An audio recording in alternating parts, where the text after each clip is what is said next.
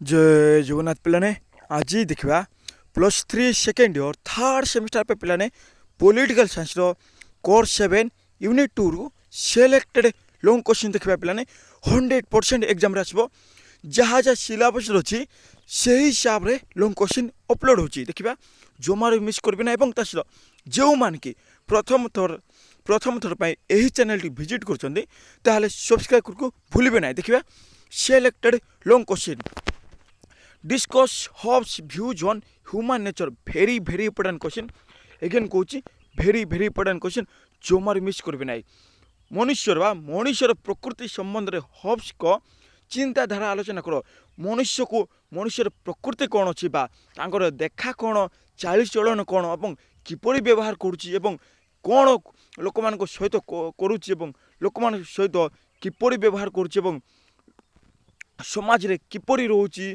निज स्वार्थ पाई कौन करुच्ची से विषय जी हॉब्स थिले तांके मनुष्यर प्रकृति विषय व्याख्या करचंती चिंताधारा कौन थिला से सब प्रकाश कर जाय देखिबा। थॉमस हॉब्स इंग्लैंड रो एक सम्भ्रांत परिवार रे सप्तदश शताब्दी रे जन्मग्रहण करथिले भेरी भेरी इंपोर्टेंट या वन मार्क पचारि पारे।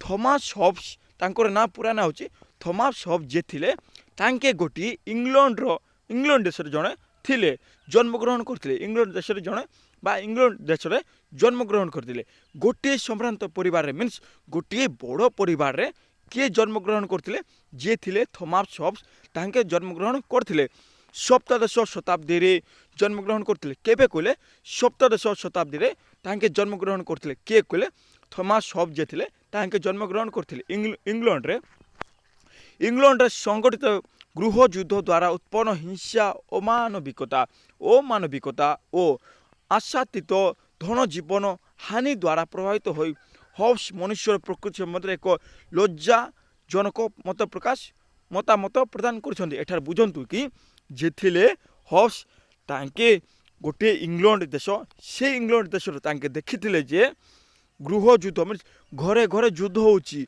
घरे घरे झगड़ा होची एवं तासत से द्वारा उत्पन्न हिंसा घरे घरे जा युद्ध होची बा झगड़ा होची से झगड़ा द्वारा तांको भितरे सृष्टि होची हिंसा घृणा सृष्टि होची एवं तासत तांको भितरे मानविकता देखा जाऊ नाई ओ मानविकता जो पर कि गोटे पशु परीय तांके समान मनुष्य हेले भी से गोटे ओ मानविकता अटंती बा थिले कौन पाई कहले तांके लोक मान बुझुना घरे घरे झगड़ा होचंती एवं तांके भितरे हिंसा होची ठीक सेहीपरि हेले पिलाने से मानकु पशु तुल्य बोली कुआ जाउथिला ओ आशातीत धन जीवन हानि आशातीत थिले एवं धन जीवन को हानि करथिले किए कहले तांके घर घर भितरे झगड़ा लोक मान पिटला लोक माने धन जीवन हानि करथिले कौन पाई कहले नेचर एमिति थिला कि तांके घृणा करथिले हिंसा करथिले घरे घरे युद्ध करथिले किपर तांके पाइबे लोभिथिले से सबरे से विषय सब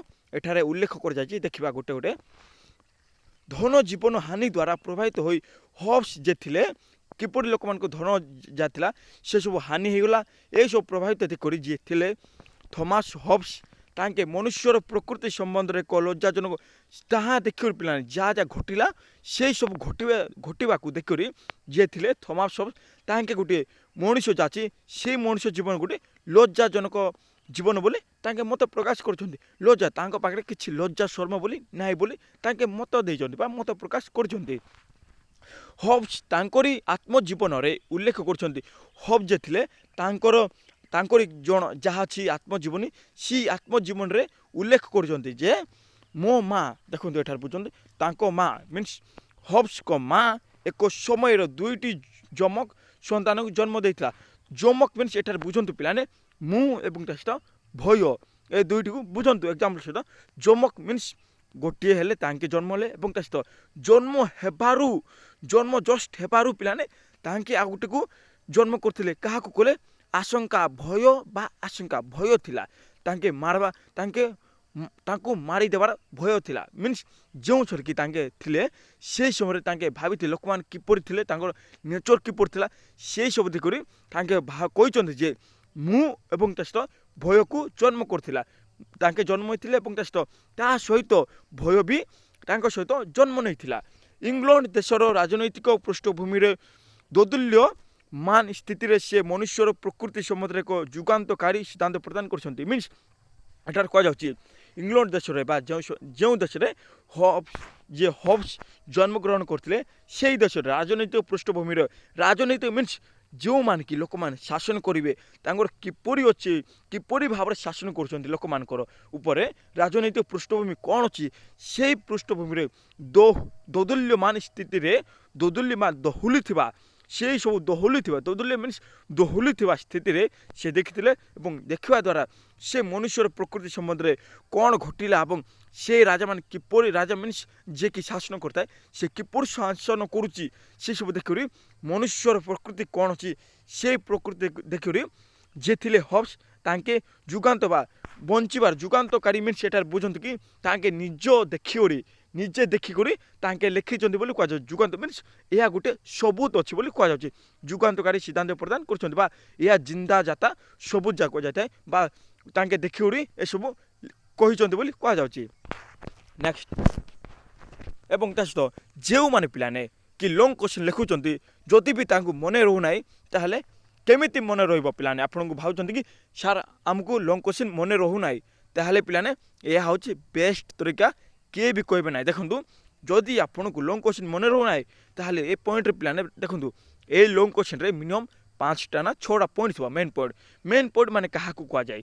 ମେନ୍ ପଏଣ୍ଟ ମାନେ ଦେଖନ୍ତୁ ମନୁଷ୍ୟ ପ୍ରକୃତି ସମ୍ବନ୍ଧରେ ହବ୍ସଙ୍କ ଚିନ୍ତାଧାରା ଏହା ଗୋଟିଏ ତା ଉପରେ ଦିଆଯାଇଛି ଏବଂ ତା ତଳେ କ'ଣ ଅଛି ପିଲାମାନେ ଦେଖନ୍ତୁ ମନୁଷ୍ୟ ମନକୁ ଅନୁଧ୍ୟାନ, ଏହା ହେଉଛି ମେନ୍ ପଏଣ୍ଟ। ଏହାକୁ ପିଲାମାନେ ଘୋଷି ଦେବେ ମିନ୍ସ ଏଠାରେ ଦେଖନ୍ତୁ ମନୁଷ୍ୟ ପ୍ରକୃତି ସମ୍ବନ୍ଧରେ କ'ଣ କହୁଛନ୍ତି ତାର ପଏଣ୍ଟ ହେଲା ମନୁଷ୍ୟ ମନକୁ ଅନୁଧ୍ୟାନ।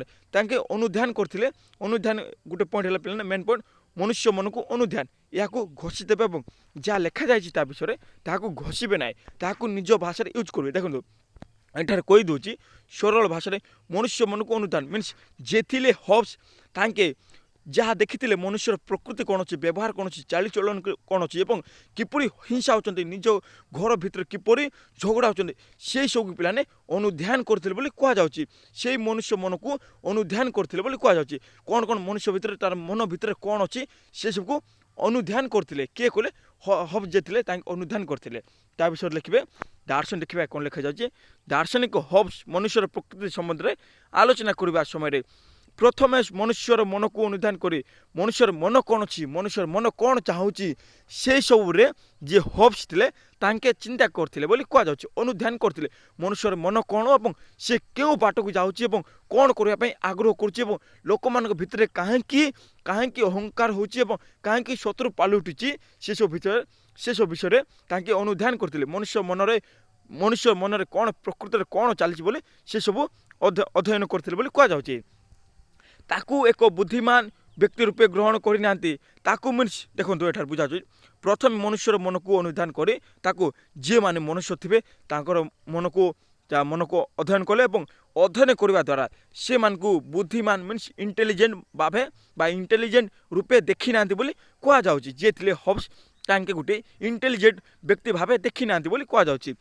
ତାଙ୍କରି ମତରେ ମନୁଷ୍ୟର ମନ ମିନ୍ସ ତାଙ୍କରି ମତରେ ମିନ୍ସ ଯେ ଥିଲେ ଆମର ଥମାସ ହବ୍ସ ତାଙ୍କରି ମତରେ ମନୁଷ୍ୟର ମନ ଯାହା ଅଛି ମନୁଷ୍ୟର ମନ ନେକ୍ସଟ ମନୁଷ୍ୟର ମନ ସଦାସର୍ବଦା ଚଞ୍ଚଳ ହୋଇ ରହି ସ୍ୱାଧୀନ ଇଚ୍ଛା ବୋଲି କିଛି ନଥାଏ। ମନୁଷ୍ୟର ମନ କିପରି କହିଲେ ଦେଖନ୍ତୁ ପିଲାମାନେ ଲେଖିବେ ଯେ ଥିଲେ ଥମାସ ହବ୍ସ ତାଙ୍କେ ଦେଖିଛନ୍ତି ଯେ ସଦାସର୍ବଦା ଚଞ୍ଚଳ ଯେଉଁମାନେ ସେ ସମୟରେ ମନୁଷ୍ୟ ଥିଲେ ମିନ୍ସ ପ୍ରକୃତିରେ ଯେଉଁମାନେ ରହୁଥିଲେ ସେଇ ମଣିଷମାନେ ତାଙ୍କର ମନ କିପରି ଥିଲା କହିଲେ ସଦାସର୍ବଦା ଚଞ୍ଚଳିତ, କିଛି ସମୟ ପାଇଁ ଶାନ୍ତି ରହୁନଥିଲା, ସବୁବେଳେ ଚଞ୍ଚଳ ରହୁଥିଲା। ସେଇ ଚଞ୍ଚଳ ରହିବା ଦ୍ୱାରା ସେମାନେ ସ୍ୱାଧୀନ ଇଚ୍ଛା ବୋଲି କିଛି ନଥିଲା। ସେମାନଙ୍କୁ ସ୍ୱାଧୀନ ଇଚ୍ଛା ବି ତାଙ୍କେ କିପରି ସ୍ୱାଧୀନ ଭାବରେ ରହିବେ ତାଙ୍କର କିଛି ଇଚ୍ଛା ନଥିଲା ବୋଲି କୁହାଯାଉଛି। ମନୁଷ୍ୟର ମନ ଉତ୍ତେଜନା ଓ ଉଦ୍ଦୀପନାର ବଶବର୍ତ୍ତୀ ହୋଇ ସର୍ବଦା ରହିଥାଏ। ମନୁଷ୍ୟର ମନ ଯାହା ଅଛି ସେଇ ମନ ଉତ୍ତେଜନା ଆଗ୍ରହ ଉତ୍ତେଜନା ମିନ୍ସ କିଛି ଉତ୍ତେଜନା ହେବା କିଛି ଜାଗାରେ ଉତ୍ତେଜନା ଏବଂ ଟେଷ୍ଟ ଉଦ୍ଦୀପନାର ବଶବର୍ତ୍ତୀ ହୋଇ ସର୍ବଦା ରହିଥାଏ ବୋଲି କୁହାଯାଉଛି। କୌଣସି ଏକ କାର୍ଯ୍ୟ କରିବା ପାଇଁ ହେଲେ ତାର ମନରେ ଏକ ଭାବନା ଜାଗ୍ରତ ହେଲେ ହିଁ ସେ କରିଥାଏ। ଏଠାରେ ଦେଖନ୍ତୁ, ଏଠାରେ ବୁଝି ଯାଆନ୍ତୁ ଉତ୍ତେଜନା ଓ ଉଦ୍ଦୀପନାର ଅର୍ଥ କ'ଣ ଏଠାରେ ଦିଆଯାଇଛି। କୌଣସି ଏକ କାର୍ଯ୍ୟ ମିନ୍ସ ଗୋଟିଏ ବ୍ୟକ୍ତି ବା ସେଠାରେ ପିଲାମାନେ ଯେଉଁଥିରେ କି ତାଙ୍କେ କହିଛନ୍ତି ମନୁଷ୍ୟର ପ୍ରକୃତି, ସେହି ସମୟରେ କୁହାଯାଉଛି ଯେ କୌଣସି ଗୋଟିଏ ଯଦି ପିଲାମାନେ ସେଇମାନଙ୍କ ଭିତରେ ଗୋଟିଏ ଲୋକକୁ କିଛି କାର୍ଯ୍ୟ କରିବା ପାଇଁ ହେଲେ ତାର ମନରେ କ'ଣ କରୁଛି ବା କ'ଣ ଭାବୁଛି ସେ ଲୋକଟି, ଯଦି ସେ କାମ କରିବା ପାଇଁ ଚାହିଁଲେ ସେ କ'ଣ ଭାବ, ଯଦି ମୁଁ କାମ କରିବି ତାହେଲେ ଏ ଭିତରେ ମୋତେ କ'ଣ ଲାଭ ହେବ ତାହା ଭାବୁଛି ଏବଂ ସେ ଭାବନା ଜାଗ୍ରତ ହେଲେ ପିଲାମାନେ ସେ ଯାହା କାର୍ଯ୍ୟ ଅଛି ସେ କାର୍ଯ୍ୟ କରିଥାଏ। ମିନ୍ସ ଯଦି ଭାବିଲା କିଛି ଲୋକ ହଁ ଏ କାମ ମୁଁ କରିବି, ଏ କାମ କରିବା ଦ୍ୱାରା ମୋତେ ପଇସା ମିଳିବ, ଯଦି ତା ମନକୁ ଏହା ଗଲା ହଁ ଏ କାର୍ଯ୍ୟ କରିଲେ ତାଙ୍କେ ମୋତେ ପଇସା ଦେବେ, ଯଦି ତାଙ୍କେ ପଇସା ଦେବେ ତାହେଲେ ମୁଁ ଏ କାର୍ଯ୍ୟ କରିବି, ତାହେଲେ ପିଲାମାନେ ସେମିତି ଭାବିବା ଦ୍ୱାରା ଯିଏ ଥିଲେ ପ୍ରକୃତିର ମଣିଷ ତାଙ୍କେ ସେ କାର୍ଯ୍ୟ କରୁଥିଲେ ବୋଲି କୁହାଯାଉଛି ବା ନିଜ ଚିନ୍ତା ଦ୍ୱାରା କାର୍ଯ୍ୟ କରୁଥିଲେ। ହଁ ତାଙ୍କେ ପଇସା ଦେଲେ ମୁଁ କାର୍ଯ୍ୟ କରିବି, ଠିକ୍ ସେହିପରି ହିଁ ତାଙ୍କ ଭାବନାକୁ ଜାଗ୍ରତ କରୁଥିଲେ। ନେକ୍ସଟ, ମନୁଷ୍ୟ ଏକ ଭାବପ୍ରବଣ ପ୍ରାଣୀ। ମନୁଷ୍ୟ ଗୋଟେ ଭାବପ୍ରବଣ ମିନ୍ସ ଭାବନା, ମଣିଷ ଭାବିଥାଏ। ମଣିଷ ସବୁବେଳେ ଭାବନା ବୁଦ୍ଧି ରହିଥାଏ, ଭାବନାର ବୁଦ୍ଧି ଯାହା କୁହାଯାଏ ଭାବନାର ବୁଦ୍ଧି ମଣିଷ ସବୁବେଳେ ଭାବୁଥାଏ। ହବ୍ସଙ୍କ ମତରେ ମନୁଷ୍ୟ ଏକ ଭାବପ୍ରବଣ ପ୍ରାଣୀ ହିସାବରେ ପ୍ରତ୍ୟେକ ଅଙ୍ଗ ପ୍ରତ୍ୟଙ୍ଗର ପ୍ରତିକ୍ରିୟା ମନୁଷ୍ୟ ମନରେ ମାନସିକ ଶକ୍ତି ସଞ୍ଚାରିତ କରିଥାଏ। ଏଠାରେ ବୁଝନ୍ତୁ, ଯିଏ ହବ୍ସ ଥିଲେ ତାଙ୍କେ ବ୍ୟାଖ୍ୟା କରିଛନ୍ତି ଯେ ବା ତାଙ୍କ ମତରେ କୁହାଯାଉଛି ମନୁଷ୍ୟ ଗୋଟିଏ ଭାବପ୍ରବଣକାରୀ ବା ଭାବପ୍ରବଣ ପ୍ରାଣୀ ମିନ୍ସ ସେ ମଣିଷ ସବୁବେଳେ ଚିନ୍ତାକୁ ଭାବିଥାଏ, ସବୁବେଳେ ଭାବନା କରିଥାଏ, ସବୁବେଳେ ଭାବୁଥାଏ ବୋଲି କୁହାଯାଉଛି। ସେଇ ହିସାବରେ ପ୍ରତ୍ୟେକ ଅଙ୍ଗ ପ୍ରତ୍ୟଙ୍ଗର ସେଇମାନଙ୍କର ମଣିଷର ଯାହା ଅଛି ଅଙ୍ଗ ପ୍ରତ୍ୟଙ୍ଗ, ସେ ଅଙ୍ଗ ପ୍ରତ୍ୟଙ୍ଗର ପ୍ରତିକ୍ରିୟା ମନୁଷ୍ୟ ମନରେ ଯାହା ପ୍ରତିକ୍ରିୟା ଅଛି, ଯାହା ପ୍ରତିକ୍ରିୟା ମିନ୍ସ କ'ଣ ରାୟ କ'ଣ ଅଛି, ସେଇ ରାୟ ମନୁଷ୍ୟର ମନରେ ମାନସିକ ଶକ୍ତି ସଞ୍ଚାରିତ କରିଥାଏ। ମାନସିକ ଶକ୍ତି ମିନ୍ସ ଯାହା ରହିଗଲା ମାନସିକ ଶକ୍ତି, ସେଇ ମାନସିକ ଶକ୍ତିର ସଞ୍ଚାରିତ କରିଥାଏ ବୋଲି କୁହାଯାଉଛି। ପ୍ରତ୍ୟେକ ମିନ୍ସ ଯାହା ମଣିଷର ଦେହରେ ଯାହା ଶିର ରହିଥାଏ, ସେଇ ଶିର ଭିତରେ ଯାହା ରକ୍ତ ହେଲା କିପରି ସଞ୍ଚାରିତ ହେବ, ତାଙ୍କ ଯଦି ପ୍ରଭାବ ପଡ଼ିଲା, ସେ ପ୍ରଭାବ ପଡ଼ିବା ଦ୍ୱାରା ତାଙ୍କେ ମାନସିକ ଶକ୍ତି ଯାଉଛି ସେ ଶକ୍ତି ଚାଲିଥାଏ ବୋଲି କୁହାଯାଉଛି, ସଞ୍ଚାରିତ ହୋଇଥାଏ। ଯେପରିକି ବ୍ଲଡ଼ ସଞ୍ଚାରିତ ହୋଇଥାଏ, ଠିକ୍ ସେହିପରି ଏହି ମାନସିକ ଶକ୍ତି ମନୁଷ୍ୟକୁ ଜ୍ଞାନୀ ଓ ବୁଦ୍ଧିମାନ କରିଥାଏ। ଏହି ମାନସିକ ତାଙ୍କେ ଭାବିବା ଦ୍ୱାରା ପିଲାମାନେ ମନୁଷ୍ୟକୁ ଜ୍ଞାନୀ କରିଥାଏ ଏବଂ ତା ସହିତ ବୁଦ୍ଧିମାନ ବୋଲି କୁହାଯାଇଥାଏ ବା ଧରିଥାଏ। ନେକ୍ସଟ, 3 ନମ୍ବର ପଏଣ୍ଟ, ମନୁଷ୍ୟ ଲକ୍ଷ୍ୟ ପୂରଣ ପାଇଁ ସର୍ବଦା ଉଦ୍ୟମ କରିଥାଏ। ମଣିଷ ନିଜର କିପରି ଲକ୍ଷ୍ୟ ପୂରଣ କରିପାରିବ ତାହା ପାଇଁ ସବୁବେଳେ ଆଗ୍ରହ ରହିଥାଏ, ଉଦ୍ୟମ ମିନ୍ସ ଜାରି ରହିଥାଏ ବା ଆଗ୍ରହ କରିଥାଏ ବୋଲି କୁହାଯାଉଛି। ହବ୍ସଙ୍କ ମତରେ ପ୍ରତ୍ୟେକ ମନୁଷ୍ୟର ମନରେ ବିଭିନ୍ନ ଅଭିଳାଷ ଓ ଲକ୍ଷ୍ୟ ରହିଥାଏ। ଯିଏକି ମଣିଷ ଥାନ୍ତି ସେଇ ମଣିଷମାନଙ୍କ ମତରେ ତାଙ୍କ ମତରେ କୁହାଯାଉଛି ଯେ ଯିଏକି ମଣିଷ ଅଛି ସେମାନଙ୍କ ପ୍ରତ୍ୟେକ ମନୁଷ୍ୟର ମନରେ ବା ପ୍ରତ୍ୟେକ ମଣିଷର ମାଇଣ୍ଡରେ ବିଭିନ୍ନ ଅଭିଳାଷ ଅଛି ମିନ୍ସ କିଛି ପାଇବାର ଆଶା, ଅଭିଳାଷ ମିନ୍ସ କିଛି ପାଇବାର ଆଶା ଓ ଲକ୍ଷ୍ୟ ରଖିଥାଏ, କିଛି ଏମ୍ ରଖିଥାଏ, ଏହାକୁ କିପରି ପାଇବେ ସେସବୁ ଏମ୍ ରଖିଥାଏ ଏବଂ ମନୁଷ୍ୟ ନିଜର ଲକ୍ଷ୍ୟ ପୂରଣ ପାଇଁ ସର୍ବଦା ଅନବରତ ଉଦ୍ୟମ କରିଥାଏ। ଏବଂ ସେଇ ମନୁଷ୍ୟ କି ତାର ଅଭିଳାଷ କ'ଣ ଅଛି ଏବଂ ଲକ୍ଷ୍ୟ କ'ଣ ଅଛି, ସେ ଲକ୍ଷ୍ୟକୁ କିପରି ଫୁଲଫିଲ୍ କରିବେ ତାହା ପାଇଁ ସଦାସର୍ବଦା ଲାଗି ପଡ଼ି ରହିଥାନ୍ତି ବୋଲି କୁହାଯାଉଛି।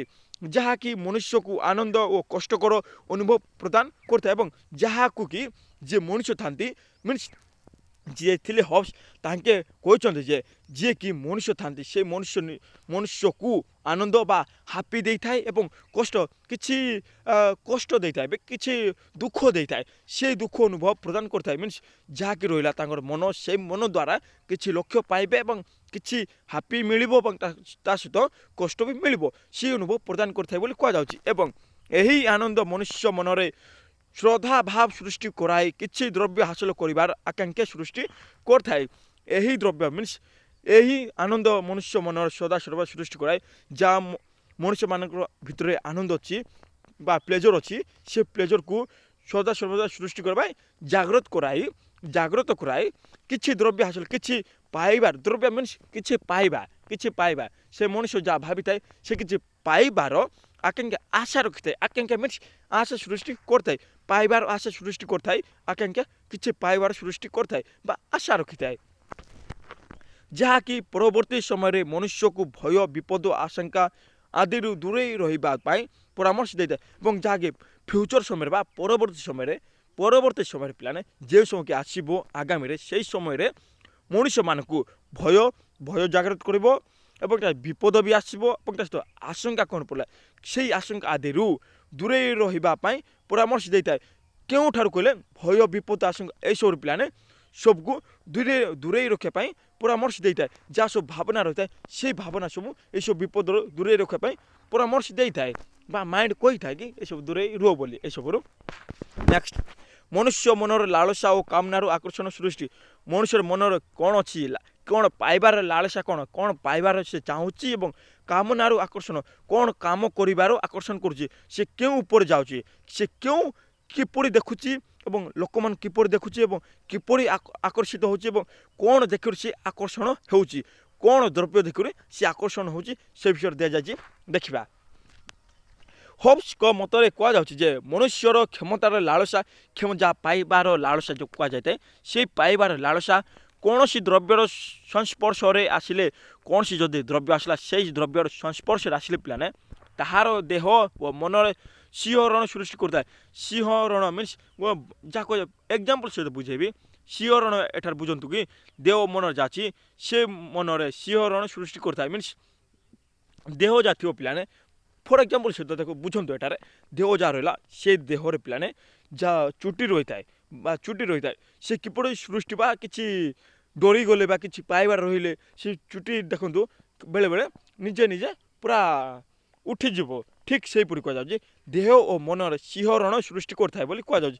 ଶିହରଣ ସୃଷ୍ଟି କରିଥାଏ ଏବଂ ମନୁଷ୍ୟର ମନର ଏ ଶିହରଣ ତାକୁ ଗତିଶୀଳ କରାଇ ମଣିଷ ମନରେ ଯାହା ମାଇଣ୍ଡରେ ଯାହା ଚାଲିଛି ସେଇ ମାଇଣ୍ଡକୁ କିପରି ମିନ୍ସ ଯାହା ମାଇଣ୍ଡରେ ଚାଲିଛି ତାହାକୁ ସୃଷ୍ଟି କରାଇ କ'ଣ ଚାଲିଛି ମଣିଷ ମନର ସେଇ ମନକୁ କିପରି ଜାଗ୍ରତ କରାଇ ବା ଗତିଶୀଳ କରାଇ ଯେକୌଣସି ଦ୍ରବ୍ୟ ହାସଲ କରିବା ପାଇଁ, ଯେକୌଣସି ଦ୍ରବ୍ୟ ପାଇବେ ତାଙ୍କେ ସେଇ ଦ୍ରବ୍ୟକୁ ହାସଲ କରିବା ପାଇଁ ତାକୁ ପାଗଳ କରିଦେଇଥାଏ। ମିନ୍ସ ଯାହା ସେ ପାଇବ ପିଲାମାନେ ସେଇ ଦ୍ରବ୍ୟ ପାଇବା ପାଇଁ ତାହାକୁ ପାଗଳ କରିଦେଇଥାଏ ବୋଲି କୁହାଯାଉଛି। ମିନ୍ସ ସେ ଲୋକଟିଏ ମିନ୍ସ ଯାହାକୁ କ'ଣ ଇଚ୍ଛା ସେଇ ଇଚ୍ଛା ପ୍ରତି ସେ ଲୋକଟିଏ ପାଗଳ ହୋଇଯାଇଥାଏ, କହିଥାଏ କି ସେଇ ଦ୍ରବ୍ୟକୁ ମୁଁ ଯେମିତି ହେଲେ ବି ପାଇବି। ଠିକ୍ ସେହାପରି ପାଗଳ ପରି କୁହାଯାଇଥାଏ। ନେକ୍ସଟ, ଯେଉଁ ମନୁଷ୍ୟ ଦୀର୍ଘ ଦିନ ଧରି ତାହାର ଇପ୍ସିତ ଦ୍ରବ୍ୟ ହାସଲ କରିପାରିନଥାଏ, ଯେଉଁ ମନୁଷ୍ୟ କି ବହୁତ ଦିନ ଧରି ଯାହା ପାଇବାର ଇଚ୍ଛା ଦ୍ରବ୍ୟ ଅଛି ସେ ପାଇନଥାଏ ତାହାକୁ ସେ ବଳ ପ୍ରୟୋଗ ଦ୍ୱାରା ହାସଲ କରିବା ପାଇଁ ଉଦ୍ୟମ କରିଥାଏ। ଯଦି ପିଲାମାନେ ଦେଖନ୍ତୁ ସେ ଯାହା ଅଛି ଏ ଲକ୍ଷ୍ୟ ଅଛି, ସେ ଲକ୍ଷ୍ୟ ଦ୍ୱାରା ଯଦି ସେ ଲୋକଟି ବା ମଣିଷମାନେ ପାଇପାରିଲେ ନାହିଁ ତାହେଲେ ପିଲାମାନେ ସେ ଲୋକଟିଏ ବା ସେ ମଣିଷମାନେ ସେ ଯେଉଁ ପ୍ରକୃତି ଯାହା କୁହାଯାଇଛି ବା ତାଙ୍କେ ବ୍ୟାଖ୍ୟା କରିଛନ୍ତି ଯେ ହବ୍ସ ସେ ସମୟରେ ମଣିଷମାନେ ଯେଉଁମାନେ ଥିଲେ ତାଙ୍କେ ବଳ ଦ୍ୱାରା ଯାହାକୁ ପାଇପାରିଲେ ନାହିଁ ସେସବୁକୁ ପାଇବେ ବୋଲି କୁହାଯାଉଛି। ମନୁଷ୍ୟକୁ ଯେଉଁ ଦ୍ରବ୍ୟ ଆକର୍ଷିତ କରିଥାଏ ତାହା ଭଲ କିନ୍ତୁ ତାହା ଆକର୍ଷିତ କରିପାରିନଥାଏ। ମଣିଷକୁ ଯେଉଁ ଦ୍ରବ୍ୟ ଆକର୍ଷିତ କରିଥାଏ, ଯାହାକୁ ଆକର୍ଷଣ କରିଥାଏ, ମଣିଷକୁ ଯାହା ଭଲ ଲାଗିଥାଏ ତାହା ଭଲ କିନ୍ତୁ ଯାହା ଆକର୍ଷିତ କରିପାରିନଥାଏ, ଯାହାକୁ ଆକର୍ଷିତ କରିପାରିନଥାଏ ତାହାକୁ ମନ୍ଦ କୁହାଯାଏ। ଯାହାକୁ ଆକର୍ଷିତ କରିପାରିନଥାଏ ବା ଯାହାକୁ ଆକର୍ଷଣ କରିପାରିନଥାଏ ତାହା ହେଉଛି ମନ୍ଦ କୁହାଯାଏ, ତାହାକୁ ମନ୍ଦ କୁହାଯାଇଥାଏ। ମନୁଷ୍ୟ ହାସଲ କରିବାକୁ ଚାହୁଁଥିବା ଦ୍ରବ୍ୟର ଭଲ ଓ ମନ୍ଦ ଦିଗ ତାହାରି ଚିନ୍ତାଧାରା ଅନୁସାରେ ଜାରି କରିଥାଏ। ମନୁଷ୍ୟ କ'ଣ ହାସଲ କରିବ ତାହାର ଚିନ୍ତାଧାରା ଯାହା ଅଛି ସେଇ ଚିନ୍ତାଧାରାକୁ ଚାହୁଁଥିବା ଦ୍ରବ୍ୟର ଭଲ, ସେଇ ଦ୍ରବ୍ୟ କ'ଣ ଅଛି ଭଲ ନା ଖରାପ ଅଛି ସେଇ ଦିଗ ତାହାରି ଚିନ୍ତାଧାରା ଅନୁସାରେ ତାର ମଣିଷର କ'ଣ ଚିନ୍ତାଧାରା ଅଛି ସେଇ ଚିନ୍ତାଧାରା ଅନୁସାରେ ଦ୍ରବ୍ୟର ଭଲ ମନ୍ଦ ବା ଜାହିର କରିଥାଏ ବୋଲି କୁହାଯାଉଛି। ନେକ୍ସଟ, ମନୁଷ୍ୟର ନିର୍ଦ୍ଦିଷ୍ଟ ଲକ୍ଷ୍ୟ ହାସଲ ପାଇଁ ସଂଘର୍ଷ ଓ ଶତ୍ରୁତା ସୃଷ୍ଟି। ମନୁଷ୍ୟର ଯାହା ନିର୍ଦ୍ଦିଷ୍ଟ ଲକ୍ଷ୍ୟ ଅଛି ତାହାକୁ କିପରି ପାଇବେ ଏବଂ ପାଇବା ପରେ ସଂଘର୍ଷ ଓ ଶତ୍ରୁତା ସୃଷ୍ଟି ଏବଂ ସେଇ ଲକ୍ଷ୍ୟକୁ ପାଇବା ପାଇଁ ପିଲାମାନେ ଷ୍ଟ୍ରଗଲ୍ କରିଥାଏ ଏବଂ ଶତ୍ରୁତା ହେଇଥାଏ। ଯିଏକି ଶତ୍ରୁ ଥାଏ ତାହାକୁ ମାରିଥାଏ ଏବଂ ଶତ୍ରୁ ପାଲିଟି ଯାଇଥାଏ। ବୁଝନ୍ତୁ ଏଠାରେ ଯିଏକି ତାର ଲକ୍ଷ୍ୟ ଅଛି ସେ ଲକ୍ଷ୍ୟ ଯଦି ନ ମିଳିଲା ତାହେଲେ ତା ସାଙ୍ଗ ପାଖରେ ପିଲାମାନେ ସେ ଶତ୍ରୁ ହେଇଯାଇଥାଏ ବୋଲି କୁହାଯାଉଛି। ସଂଘର୍ଷ କରିଥାଏ ଏବଂ ଶତ୍ରୁ ସୃଷ୍ଟି ହେଇଥାଏ ବୋଲି କୁହାଯାଉଛି। ଦେଖିବା, ପ୍ରତ୍ୟେକ ମନୁଷ୍ୟ ଜନ୍ମରୁ ସମଗୁଣ ବା ଭଲ ଗୁଣ, ଯେକୌଣସି ମନୁଷ୍ୟ ଜନ୍ମ ହେଲେ ତାର ଭଲ ଗୁଣ ରହିଥାଏ। ଭଲ ଗୁଣ ଏବଂ ତା ସହିତ ବୁଦ୍ଧି ଓ ସାମର୍ଥ୍ୟ ନେଇ ଜନ୍ମ ହୋଇଥିଲେ ଦେଖନ୍ତୁ ଏଠାରେ କୁହାଯାଇଛି ମନୁଷ୍ୟ ଜନ୍ମ ହେଲେ ଭଲ ହୋଇଥାଏ, ତା ସହିତ ବୁଦ୍ଧି ବି ରହିଥାଏ, ସାମର୍ଥ୍ୟ ରହିଥାଏ, ଆବିଲିଟି ରହିଥାଏ ବା ଯୋଗ୍ୟତା ରହିଥାଏ, ସେ କ'ଣ କରିପାରିବ ତାହା ରହିଥାଏ। ସେଇ ତାହା ହେଲେ ମଧ୍ୟ କୁହାଯାଉଛି ଯେ ଯେତେବେଳେ ନିର୍ଦ୍ଦିଷ୍ଟ ଲକ୍ଷ୍ୟ ହାସଲ ପାଇଁ ଏସବୁ ଥିଲେ ମଧ୍ୟ ପିଲାମାନେ ଯଦି ସେଇ ଲୋକଟିକୁ ବା ସେଇ ମଣିଷମାନଙ୍କ ଭିତରେ କ'ଣ ଲକ୍ଷ୍ୟ ପାଇବାର ଆଶା ରହିଲା, ସେଇ ଆଶା ଏକାଧିକ ମନୁଷ୍ୟ ଉଦ୍ୟମ କରନ୍ତି ବା କିପରି ସେ ହାସଲ କରିବ ତାହା ପାଇଁ ପିଲାମାନେ ଏଠାରେ ବୁଝନ୍ତୁ କି ଯେତେବେଳେ ନିର୍ଦ୍ଦିଷ୍ଟ ଲକ୍ଷ୍ୟ ଯାହା ଅଛି ଲକ୍ଷ୍ୟ ସେ ଲକ୍ଷ୍ୟକୁ କିପରି ପାଇବେ ତାହା ପାଇଁ ଏକାଧିକ ମନୁଷ୍ୟ ଉଦ୍ୟମ କରିଥାନ୍ତି, ଏକାଧିକ ମନୁଷ୍ୟ ଜାହିର କରିଥାନ୍ତି।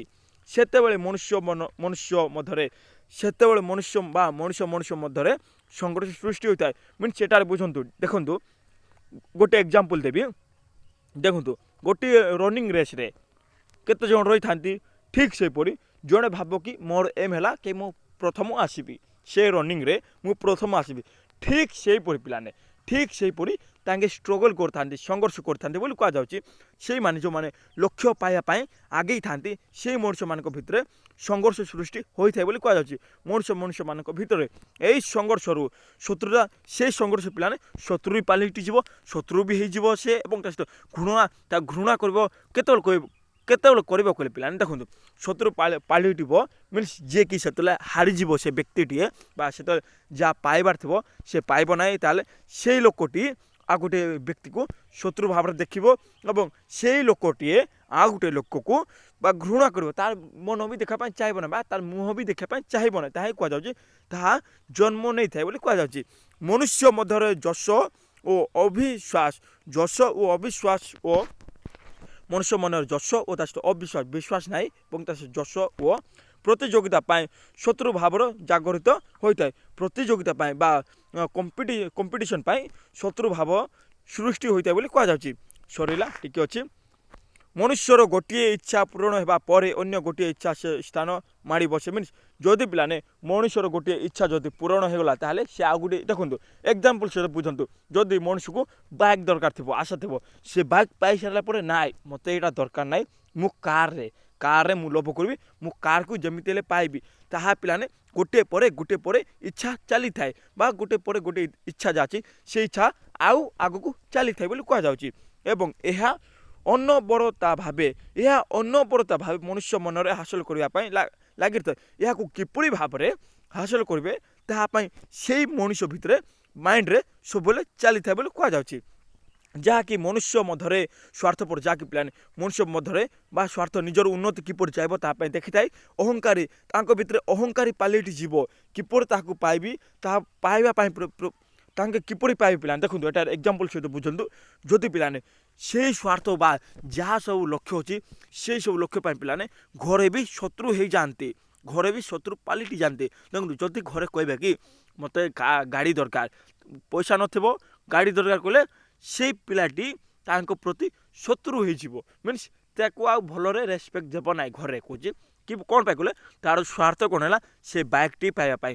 ଯଦି ସେ ବାଇକ୍ଟି ଦିଆଯାଏ ତାହେଲେ ସେ ଭଲ ଭାବରେ କଥା ହେବ ଏବଂ ଯଦି ତାକୁ ନ ମିଳିଲା ତାହେଲେ ମିସବିହେଭିୟର କରିବ। ତାହା କୁହାଯାଉଛି ଅହଙ୍କାରୀ ହେଇଥାଏ, କୃପଣ ହୋଇଥାଏ, ସ୍ୱାଭିମାନ ହେଇଥାଏ, ଲୋଭୀ ହେଇଥାଏ ଏବଂ ନଷ୍ଟ ନିଜର ଚରିତ୍ର ଯାହା ଅଛି ନଷ୍ଟ କରିଦେଇଥାଏ ଏବଂ ଲୋଭୀ ହେଇଥାଏ, ସ୍ୱଭାବ ସୃଷ୍ଟି କରିଥାଏ। ଏସବୁ ପିଲାମାନେ ସ୍ୱଭାବ ସୃଷ୍ଟି କରିଥାଏ। ହବ୍ସଙ୍କ ମତରେ ମନୁଷ୍ୟର ଏହି ପ୍ରକୃତି ଯୋଗୁଁ ପ୍ରାକୃତିକ ଅବସ୍ଥାରେ ମନୁଷ୍ୟ ନିଃସଙ୍ଗ, ନିଷ୍ଠୁର, ଘୃଣା କରିଥାଏ, ନିଃସଙ୍ଗ କରିଥାଏ, ନିଷ୍ଠୁର ବା କଠିନ ହୋଇଥାଏ ବା କଠୋର ହୋଇଥାଏ, ତାଙ୍କର ମନ କଠୋର ହୋଇଥାଏ, କ୍ଷଣସ୍ଥାୟୀ ଭାବେ ଜୀବନ କାଳାତିପାତ ବା କମ୍ ସମୟ ପାଇଁ, କ୍ଷଣସ୍ଥାୟୀ ମିନ୍ସ ସବୁଦିନ ପାଇଁ ନାହିଁ, କମ୍ ସମୟ ପାଇଁ ଜୀବନ କାଳାତିପାତ କରୁଥାଏ। ସରିଲା, ଏହା ଥିଲା ସିଲେକ୍ଟେଡ୍ ଲଙ୍ଗ୍ କୋଶ୍ଚିନ୍ ପଲିଟିକାଲ ସାଇନ୍ସର କୋର୍ସ 7 ୟୁନିଟ୍ 2ରୁ। ହବ୍ ଯେ ଥିଲେ ତାଙ୍କୁ କହୁଛନ୍ତି ମଣିଷର ମନ କ'ଣ ଏବଂ ତାଙ୍କେ କ'ଣ ଚାହିଁବାର ଅଛି, ସେ ଚାହିଁବା ଦ୍ୱାରା ଲୋକମାନଙ୍କର ଶତ୍ରୁ ପାଲଟିଯାଏ ଏବଂ ଅହଙ୍କାର ବି ହେଇଯାଏ, ନିଜର ଲୋକ ବି ଶତ୍ରୁ ପାଲଟିଯାଏ ଏବଂ ଯାହା ସବୁ ଆଶା ରହିଲା ମଣିଷର ମନ ଯାହା ଅଛି ପିଲାମାନେ ସେଇ ମନ ବା ଯାହା ଅଭିଳାଷ ଅଛି ସେଇ ଅଭିଳାଷା ଗୋଟେରେ ରହେ ନାହିଁ, ତାହାର ପ୍ରତିଦିନ ଡେଭଲପ୍ ହେଇ ଚାଲେ। ମିନ୍ସ ତାହାର ଗୋଟିଏ ଆଶା ଅଛି କି ଗାଡ଼ି କିଣିବାର, ତାହାର ଗାଡ଼ି କିଣି ସାରିଲା ପରେ ଆଉ କିଛି ହୋପ୍ ରହିବ ପାଇବାର। ଠିକ୍ ସେହିପରି ପିଲାମାନେ ମଣିଷ ମନ ଗୋଟେରେ ଉପରେ ରହେ ନାହିଁ, ସବୁରେ ରହେ ଏବଂ ମଣିଷ ହେଉଛି ଅହଙ୍କାରୀ, ନିଷ୍ଠୁର ଏବଂ ଲୋକମାନେ ଘୃଣା କରିଥାଏ, କୃପଣ ହୋଇଥାଏ ଏବଂ ସ୍ୱାର୍ଥପର ହୋଇଥାଏ, ନିଜର ଉନ୍ନତି ଚାହିଁଥାଏ ଏବଂ ଅହଙ୍କାରୀ ହୋଇଥାଏ, କୃପଣ ହୋଇଥାଏ, ସ୍ୱାଭିମାନୀ ହୋଇଥାଏ ଏବଂ ତା ସହିତ ଲୋଭୀ ହୋଇଥାଏ। ଏସବୁ ବିଷୟରେ ଯେ ଥିଲେ ହୋପ୍ ଯେ ଥିଲେ ତାଙ୍କେ ବ୍ୟାଖ୍ୟା କରିଛନ୍ତି ବା ନିଜ ମତ ଅନୁସାରେ କହିଛନ୍ତି। ଏହା ଥିଲା ସିଲେକ୍ଟେଡ୍ ଲଙ୍ଗ୍ କୋଶ୍ଚିନ୍। ଜମାରେ ମିସ୍ କରନ୍ତୁ ନା, 100% କହୁଛି ପିଲାମାନେ ଏଇ କୋଶ୍ଚିନ୍ ଆସିବ ଏକ୍ଜାମ୍ରେ। ଯଦି ଆସିଲା ଆରାମରେ ଲେଖିବେ, ପୁରା ସରଳ ଭାଷାରେ ବୁଝାଯାଇଛି। ଏବଂ ଯେଉଁମାନେ ଏହି ଚ୍ୟାନେଲ୍କୁ ପ୍ରଥମ ଥର ପାଇଁ ଆସନ୍ତି ତାହେଲେ ସବସ୍କ୍ରାଇବ୍ କରିବାକୁ ଭୁଲିବେ ନାହିଁ। ଜୟ ଜଗନ୍ନାଥ।